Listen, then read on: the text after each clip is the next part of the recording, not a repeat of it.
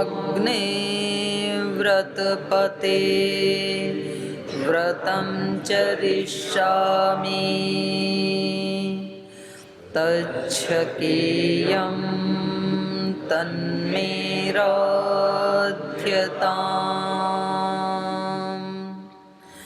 इदमहमनृतात् सत्यमुपैमि ॐ सहना भवतु सहनौ भुनक्तु सह वीर्यं करवावहै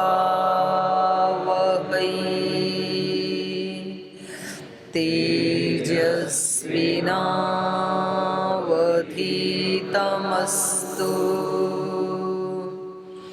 मा विद्विषावहै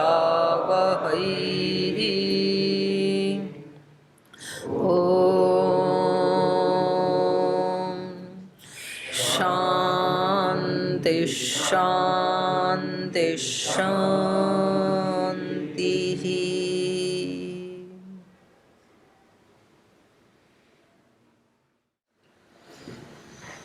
वाल्मीकि रामायण के अरण्य कांड का 5 सर्ग हमने संपन्न किए। आज 6ठा सर्ग पढ़ेंगे।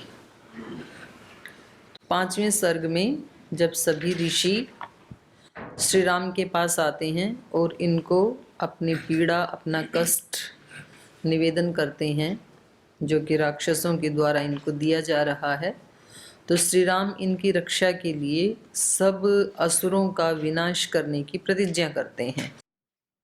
इन्होंने 15 नंबर श्लोक में बोला ये तपस्विनां रणे शत्रून् हन्तुमिच्छामि राक्षसान् पश्यन्तु वीर्यं ऋषय स भ्रातु मे तपोधनाः।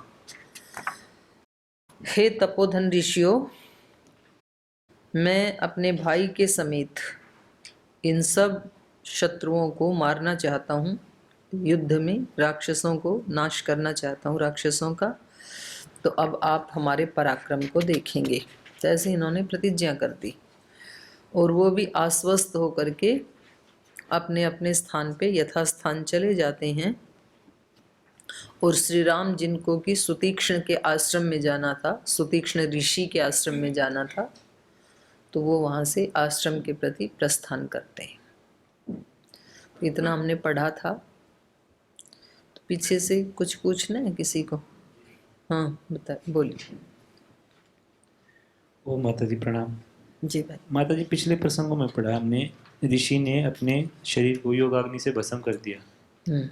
और एक किस्सा सुना माता जी, अभी मतलब वर्तमान में चल रहा है कि माता आशुतोष शांभरी जी हैं, उन्होंने अपने शरीर को समाधिस्थ कर लिया।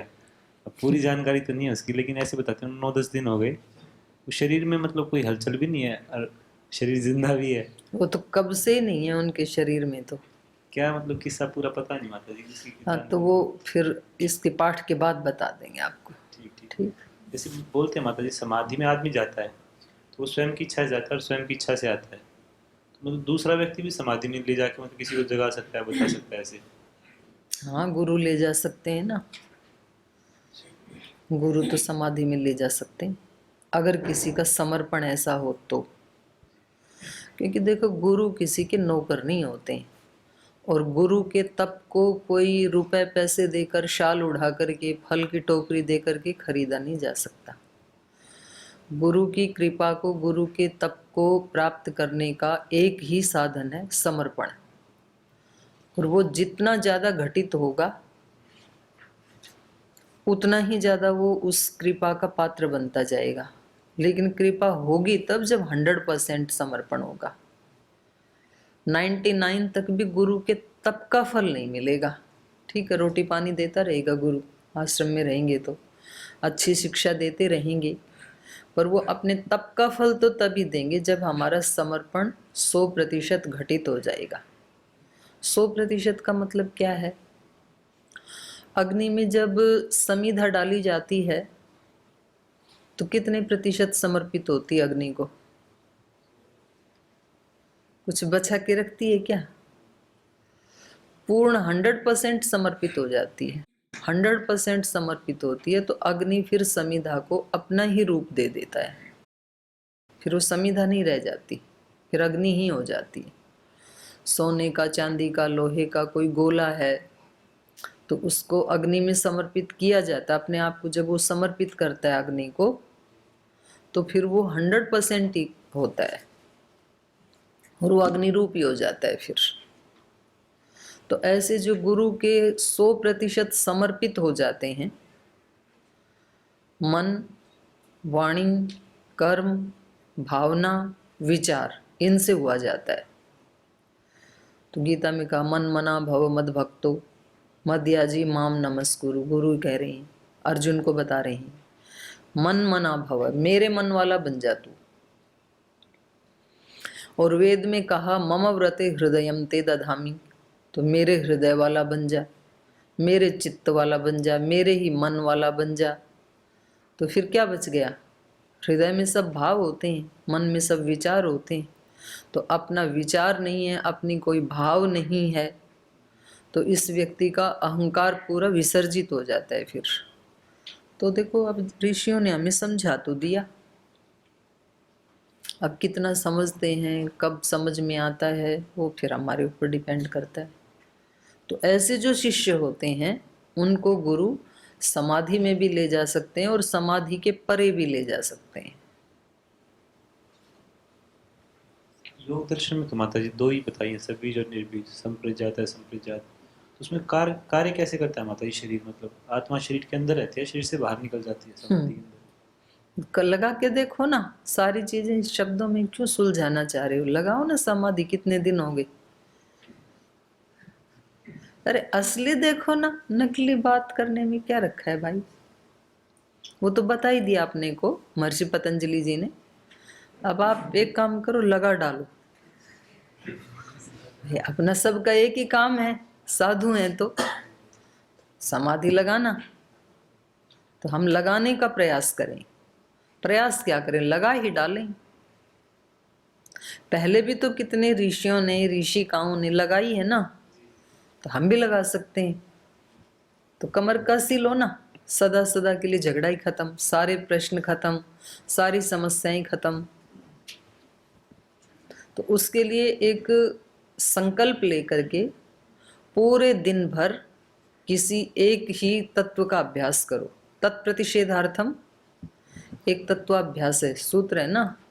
अंतराय जो भी हैं, जो हमें नहीं मिलने देते हैं अपने स्वरूप से, उन अंतरायों को हटाने के लिए सबसे पहला उपाय क्या बताया पतंजलि जी ने? तत्प्रतिषेधार्थम एक तत्वाभ्यास है।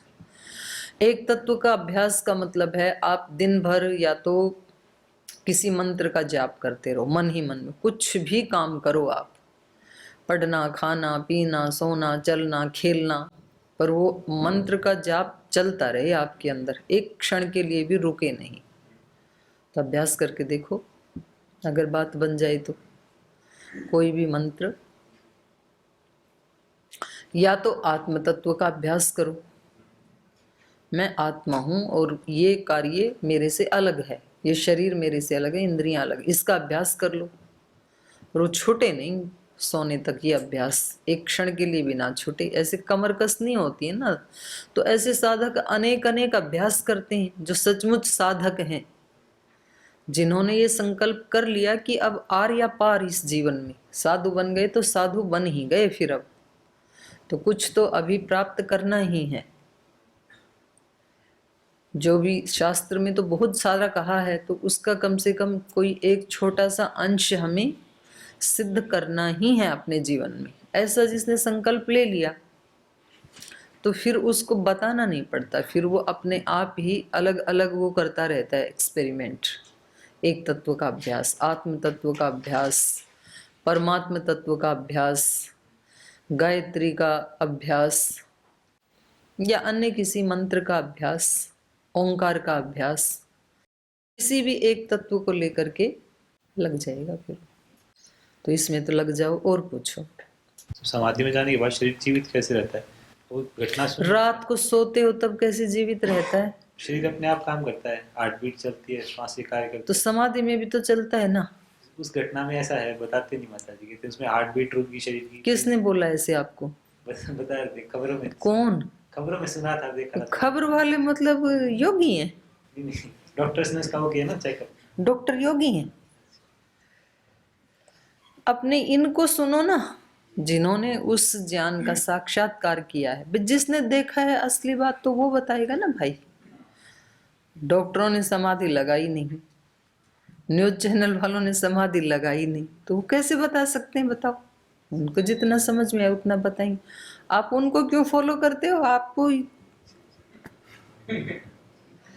इतने बड़े ऋषि प्राप्त हैं, गुरु प्राप्त हैं, शास्त्र प्राप्त हैं, इनको सुनो आप, तो सब कुछ चलता है, तो मर थोड़ी जाता है। इन्होंने तो बताया स्वरूप शून्यम इव समाधि। समाधि का लक्षण क्या बताया पतंजलि जी ने? तदेव अर्थ मात्र निर्भास स्वरूप शून्यम इव। तदेव अर्थ मतलब जो उसने समाधि लगाई है, जिस तत्व के ऊपर भी समाधि लगाई है उसने, ओंकार तत्व पे, परमात्मा तत्व पे, आत्म तत्व पे, या किसी और सूर्य चंद्र आदि तत्व को आलंबन करके, जो भी आलंबन लेकर के उन्होंने समाधि लगाई है, तदेव अर्थ मात्र निर्भास है। बस केवल उसका पता होता है उसको उस समय, और बाकी का जो उसका अस्तित्व है, स्वरूप है। अब स्वरूप में शरीर भी है, स्वरूप में इंद्रियां भी हैं, स्वरूप में मन भी है, प्राण भी है, बुद्धि भी है, ये सब तो स्वरूप में आते हैं ना। वो स्वरूप कैसा हो जाता है? शून्यम इव, शून्य जैसा। लेकिन शून्य होता नहीं है। शून्य ही यदि होता तो इव नहीं लगाते। फिर बोलते हैं ना भाई, ये तो किसके जैसा है ये व्यक्ति? राम श्याम जैसा है, श्याम इव। तो इव तो तब लगाया जाएगा कि श्याम ही नहीं है, श्याम जैसा है। तो यहाँ स्वरूप शून्यम इव, इव लगा दिया। इसका मतलब स्वरूप शून्य होता नहीं है कि भाई मर ही गया जैसे आप बोल रहे हो, लेकिन उसको आभास केवल उस तत्व का होता है जिस तत्व में उसने धारणा, ध्यान और समाधि लगाई हुई है। तो बिल्कुल ये रात्रि को सुषुप्ति जैसी अवस्था, ये भी ऋषियों ने बताया ना हमारे को। मैंने कई बार तो बताया आपको, समाधि, सुषुप्ति, मोक्षेशु ब्रह्म रूपता, सांख्य का सूत्र है ना। तो तीनों में एक जैसी एक रूपता होती है, मोक्ष में भी, समाधि में भी, सुषुप्ति में भी। तो सुषुप्ति का अनुभव तो हम सबको है। तो सुषुप्ति में हम जीते रहते हैं कि मर जाते हैं? जीते हैं तब तो उठते हैं सुबह, लेकिन जीते हुए भी सुषुप्ति में कैसे होते हैं? मरे जैसे। पता नहीं ना हमें किस कमरे में सो रहे हैं, और हमारे कक्ष में कौन कौन है, आसपास में क्या क्या चीज़ें हैं, और अपनी इंद्रियों के बारे में, अपने वस्त्र के बारे में, अपने जेंडर के बारे में कुछ रात को होता है एहसास? सुषुप्ति में कुछ भी नहीं पता होता, ऐसे ही होता है। और कोई प्रश्न किसी का? चलिए चलो आगे बढ़ते हैं। आप लोग सन्यासी ब्रह्मचारी हो, चिंतन थोड़ा ज़्यादा किया करो भाई। थोड़ा गहरा सा चिंतन इस क्लास में चले तो अच्छा लगता है। तो और थोड़ा सा अपने अंदर थोड़ा डीप उतरा करो, ताकि चर्चा हो। दोनों तरफ से वो होना चाहिए, एक तरफा भाषण वो ठीक नहीं है। तो थोड़ा आप भी कुछ पूछें, फिर उस पर चिंतन मनन हो, विचार हो, ज़्यादा अच्छा है। तो चलिए सुतीक्ष्ण ऋषि के आश्रम में चलते हैं। अभी नाम ही इनका क्या है? सुतीक्ष्ण। तीक्ष्ण ही पर्याप्त था, उसमें भी सुपसर्ग लगा दिया। अत्यंत तीक्ष्ण, शार्प, बुद्धि से, भावनाओं से। तो बहुत सुंदर नाम है इनका। सगत्वा दूरमध्वानं नदीस्तीर्त्वा बहूदकाः ददर्शाश्रमेकान्ते चीरमाला परिष्कृतम् तत्र सुतीक्ष्णमासीनं तपोवृद्धम् अभाषत। रामोऽहमस्मि भगवन् भवन्तं द्रष्टुमागतः। स निरीक्ष्य ततो वीरं रामं धर्मभृतां वरं। श्लेष्य च बाहुभ्याम् इदं वचनमब्रवीत्। स्वागतं खलु ते वीर राम धर्मभृतां वर। आश्रमोऽयं त्वया क्रान्तः सनाथ इव साम्प्रतम्। स दूरम् अध्वानं गत्वा नदीस्तीर्त्वा, बहूद का नदीस्तीर्त्वा, तो उनके जाने के बाद श्री राम ने आश्रम से बहुत दूर जाकर के, दूरम अध्वानम गत्वा, आश्रम से दूर जाकर, जो रास्ता बताया था उन्होंने, कौन से ऋषि ने बताया था? शरभंग। बहुत का नदी तीर्त्वा, बहुत पानी था जिस नदी में, उस नदी को पार करके ददर्श आश्रम एकांते, तो फिर उनको एक एकांत स्थान में एक आश्रम दिखाई दिया। और वो आश्रम चीरमाला परिष्कृतम, सब तरफ से पुष्पों से घिरा हुआ था, पुष्प थे उसके चारों तरफ। तत्र सुतीक्ष्णम आसीनम तपोवृद्धम अभाषत, तो वहाँ पर उन्होंने आसन पर विराजमान सुतीक्ष्ण ऋषि को देखा। और सुतीक्ष्ण ऋषि कैसे हैं? तपोवृद्धम, एक होते हैं वयोवृद्ध, एक ज्ञान वृद्ध, एक तपोवृद्ध, एक अनुभव वृद्ध, और क्या होते हैं? 4 तो मैंने बता दिए। तो कई प्रकार से वृद्धता प्रौढ़ता होती है व्यक्ति में। तो आयु से तो बहुत लोग बड़े होते हैं, उसका कोई ज़्यादा वो नहीं है, महत्व नहीं है। वो ठीक है, आयु के साथ साथ कुछ अनुभव भी बड़े होते हैं, बहुत सारे अनुभव होते हैं हमारे माता पिता गुरुजन आदि जो हैं। लेकिन कभी कभी आयु से वृद्ध होने पर भी वो उतने सूक्ष्म ज्ञान को भी जानते हैं, उसमें भी बड़े हों ये अनिवार्य नहीं है। और कई बार कुछ छोटी उम्र में भी क्या होते हैं? ज्ञान वृद्ध होते हैं, जैसे अष्टावक्र, जैसे शुकदेव, तो छोटी आयु में ही। जैसे आदि गुरु शंकराचार्य जी, तो जब 8 ही वर्ष के थे तब ही वो ज्ञान वृद्ध थे। जैसे महर्षि दयानंद तो जब अपने गुरु जी के पास पहुंचे, विरजानंद जी के पास, तो गुरु जी ने पूछा कि कौन है? तो महर्षि ने क्या उत्तर दिया? यही तो जानने आया हूं कि कौन हूं। और यही प्रश्न आदि गुरु शंकराचार्य जी के गुरु जी ने भी पूछा उनसे, कौन है? तो उन्होंने क्या किया? सीधा उत्तर ही दे दिया, मनोबुद्धि हंकार चित्तादि नाहम। जो 6 श्लोक है ना, तो वो उत्तर दे दिया, इतना बड़ा उत्तर दिया उन्होंने 8 साल की उम्र में। तो वो क्या थे? ज्ञान वृद्ध। कुछ होते हैं तपोवृद्ध, ज्ञानी होने के बावजूद भी तपस्वी भी हों ये भी जरूरी नहीं है। किसी किसी को बुद्धि यंत्र बहुत अच्छा मिल जाता है, तो वो सब शास्त्र आदि का ज्ञान तो अर्जित कर लेते हैं। तो उस दृष्टि से, शब्द ज्ञान की दृष्टि से तो वृद्ध होते हैं, लेकिन तपस्वी नहीं होते हैं। थोड़ा भी कुछ आए तो फिर वो हिल जाते हैं, रास्ता बदल लेते हैं, टूट जाते हैं, तो जरूरी नहीं है। तो कुछ होते हैं तपोवृद्ध, और फिर कुछ होते हैं अनुभव वृद्ध। बहुत सारे अनुभव जिनके जीवन में आए हैं, या जिन्होंने अपने तप पुरुषार्थ से कुछ दिव्य अनुभूतियां की हैं, उस व्यक्ति को कहेंगे अनुभव वृद्ध। तो सुतीक्ष्ण ऋषि क्या है? तपोवृद्ध, खूब तप किया है इन्होंने। तो कुछ संप्रदाय तप के ऊपर बहुत ज्यादा बल देते हैं, जान पूछ करके तप करवाते हैं, और कुछ तप पे बिल्कुल भी जोर नहीं देते। वो बोल रहे हैं शरीर को सताओ मत बिल्कुल भी, मन को सताओ मत बिल्कुल भी।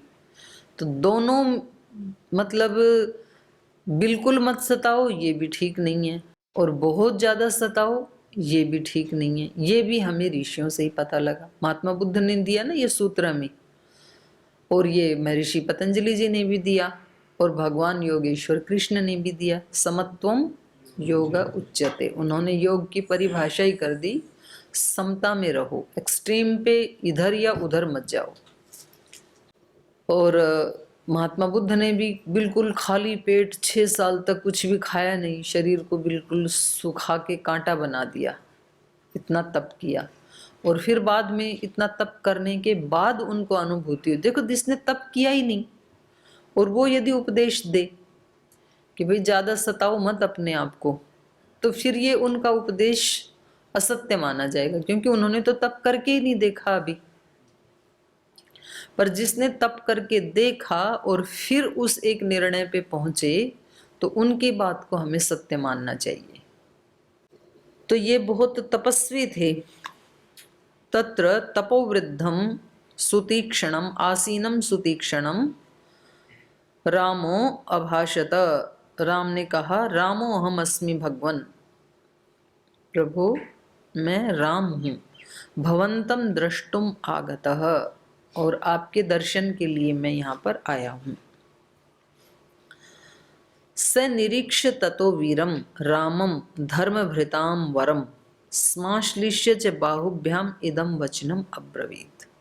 तो उन्होंने धर्मभृताम वरम वीरम रामम निरीक्ष्य, फिर उन्होंने धर्म का आचरण करने वालों में जो सर्वश्रेष्ठ हैं, धर्म का आचरण बहुत कम लोग करते हैं, धर्म को जानने वाले बहुत ज़्यादा लोग हैं, धर्म को कहने वाले भी बहुत ज़्यादा लोग हैं, लेकिन धर्म का आचरण करने वाले कोई हजारों में एक होता है।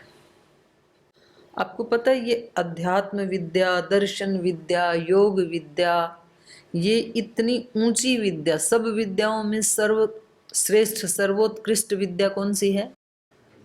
अध्यात्म विद्या। इसको बताया सबसे श्रेष्ठ, सबसे ऊंची होते हुए भी इसको अपने जीवन में इसका लाभ उठाने वाले कम लोग क्यों हैं? सर्वश्रेष्ठ का लाभ उठाने तो वाले तो ज्यादा होने चाहिए, जो है ही सर्वश्रेष्ठ, फिर कम क्यों है? चलो आप ही बताओ सोच के, थोड़े तो खोलो भाई अपने दिमाग को। कम क्यों है? जीना पड़ता तो अच्छी बात है ना, कितना सुख मिलता है। किसी न किसी विद्या में तो जी रहे हैं ना। कोई मैथ्स विद्या को लेके जी रहा है, क्यों? उसमें सुख मिल रहा है, ट्यूशन भी मिलती है, और प्रोफेसर को वैसे भी पैसे बहुत मिलते हैं। और जो अलग अलग विद्याएं हैं, स्किल हैं, तो उनमें कितने लोग जी रहे हैं। डॉक्टरेट की विद्या है, वकील की विद्या है, अध्यापक की विद्या है, तो सब विद्याओं में लोग जाते हैं, लेकिन इस विद्या में लोग कम आते हैं, क्यों? अलग विद्या जल्दी मिल जाता है, लेकिन आध्यात्मिक विद्या बहुत टाइम लगता है, जन्म जन्मांतर में लग जाता है। ये किसने बताया? नहीं, गलत अनुभव आपका। ऐसा हमने किसी से सुन लिया कि इसमें टाइम लगता है। आप ये बताओ मेरे को, ईमानदारी से बताओ, आप ईमानदारी से ये बताओ, इस विद्या को सिद्ध करने के लिए अभी तक हमने कितना प्रयास किया है? मतलब ये सच्ची सच्ची बताओ, क्या क्या किया है अभी तक इस विद्या को? ओ माता जी, हम तो बचपन से उस रास्ता पर हैं। नहीं, किया क्या है वो कह रही हूँ, क्या क्या किया है बताओ। जैसे कि एक आईएएस बनने के लिए एक व्यक्ति दिन में कम से कम 10-12 घंटे की सीटिंग लेता है, बहुत सारी पुस्तकें पढ़ता है, वो इस लोक की विद्या है। एक गणित विद्या सीखने के लिए या संगीत विद्या सीखने के लिए, जैसे कोई वीणा में एक्सपर्ट है, तो कम से कम वो सुबह सुबह उठ के रोजाना 3 घंटे का रियाज करता है। तो ऐसे इस विद्या के लिए हमने कुछ किया है क्या अभी? आशाजनक नहीं किया, जस्ट ऐसा नहीं किया ना, क्योंकि ये विद्या तो सबसे शीघ्र प्राप्त होने वाली है, क्योंकि बाकी विद्याएं दूसरे के अधीन हैं और ये विद्या अपने ही खुद के अधीन है। इसमें दूसरे की आवश्यकता नहीं है। बाकी विद्याएं बाहर से आने वाली हैं, ये विद्या अपने ही अंदर की विद्या है। फिर इसके लुप्त होने का या कम लोग इसको सिद्ध करते हैं, इसका कारण क्या है? बोलो भाई। ओम जी। बैठ के बोल दो। क्योंकि हम अपने मन इंद्रिय के अधीन होकर जीते हैं, जिसकी वजह से हम अपने पूर्व के संस्कारों के बहाव में ही चलते जाते हैं और अपने स्वरूप की तरफ नहीं जा पाते हैं। नहीं, देखो, दूसरी विद्याओं का जब अभ्यास करते हैं तब भी तो मन इंद्रियों को संयम में करना पड़ता है कि नहीं जी। कोई भी विद्या सीखते हैं, सांसारिक विद्या, तो इससे ज्यादा पुरुषार्थ नहीं करना होता इसमें। इसका एक उत्तर है, मैं ही बता देती हूँ। इसका उत्तर ये है कि हम इस विद्या का विनियोग जीवन के साथ नहीं करते। इस विद्या को हम जीवन के साथ नहीं जोड़ते हैं, इसलिए उसका परिणाम भी नहीं आता है। परिणाम नहीं आता है माने सामान्य व्यक्ति को सुख नहीं दिखाई देता है, इसलिए वो इसका आचरण भी नहीं करता है। अब कितना देखो ना, हम लोगों को बताते हैं भाई आप संस्कृत पढ़ो, दर्शन पढ़ो, तो ऐसे जब कहते हैं तो लोगों को क्या लगता है, पता नहीं ये दर्शन पढ़ के नौकरी मिलेगी कि नहीं, आईएएस बनेंगे तो बहुत अच्छी नौकरी मिलेगी, नौकरी मिलेगी तो क्या होगा, धन मिलेगा, धन मिलेगा तो सुख मिलेगा।